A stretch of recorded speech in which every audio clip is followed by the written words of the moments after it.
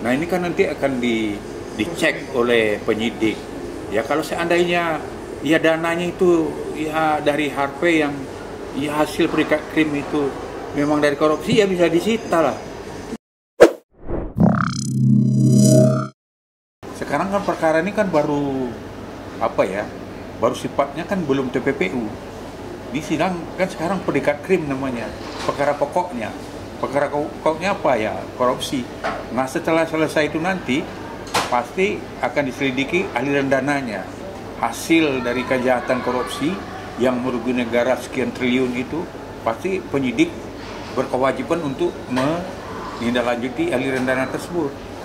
Ya kalau itu ya kita lihat ya pasti kan ya logikanya kan itulah namanya dalam hakim dalam menyidangkan perkara itu kan terakhir itu kan ada keyakinan hakim, dan hakim itu kan pasti tahu juga mana orang yang bohong mana yang tidak.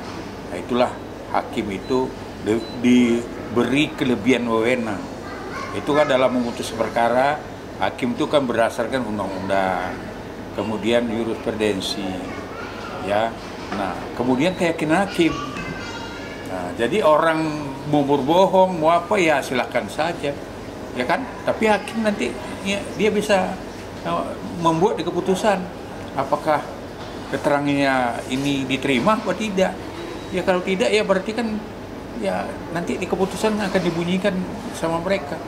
Jadi kan hak seseorang dalam persidangan itu ya memberikan keterangan ya sesuai dengan ya keyakinan dia, ya silakan aja, tapi hakim akan menilai. Nah, tapi yang harus perlu diketahui ya kan, keterangan saksi di persidangan itu ada sanksi hukumnya. Apabila dia memberikan keterangan palsu, ada pasal yang bisa dikenakan sama dia. Ya kalau nggak salah ya itu di pasal pemalsuan lah. Ya kalau dia berbohong ya kan kita harus paham ya, terdakwa itu kan boleh berbohong. Tidak memberikan keterangan juga, diam aja pun dia di persidangan boleh. Tapi kan keyakinan hakim dan penyidik ya dalam hal ini JPU kan pasti berdasarkan alat bukti. Ya alat buktinya kan pasti udah dipegang oleh jaksa ya, itu nggak perlu dikhawatirkan. Pasti kan hakim dan jaksa itu udah pasti dia udah punya lah. Ya, yang jelas kan dalam perkara ini dakwaannya kan dia pengusaha timah.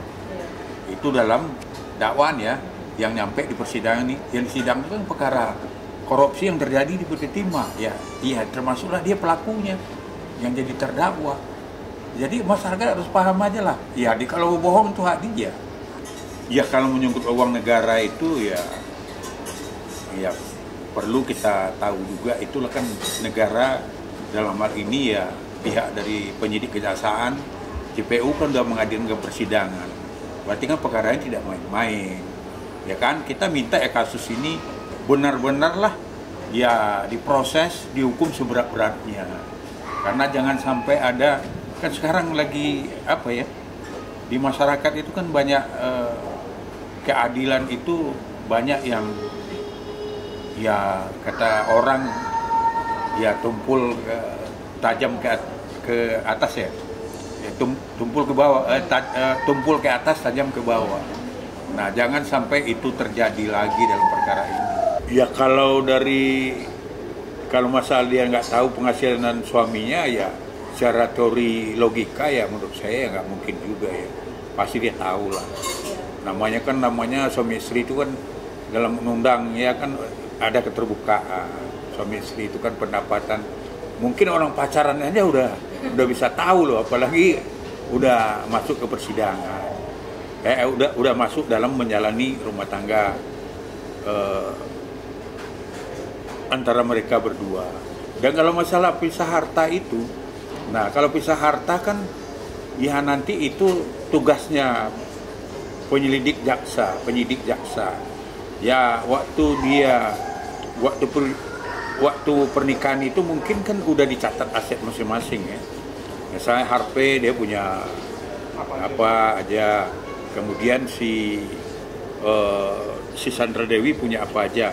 Nah kemudian akan nanti dalam pergerakannya ini nanti bagaimana selama pernikahan ini. Nah tentu kan ada pertambahan nggak?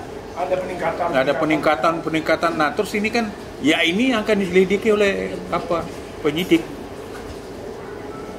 Jadi kalau ada penambahan yang signifikan, yang tidak logika, yang tidak bisa dipertanggungjawabkan dalam pembuktian terbalik, ya pasti kan berarti bisa aja harta itu dari hasil kejahatan itu tadi, predikat krim itu. Predikat krimnya apa ya? Korupsi.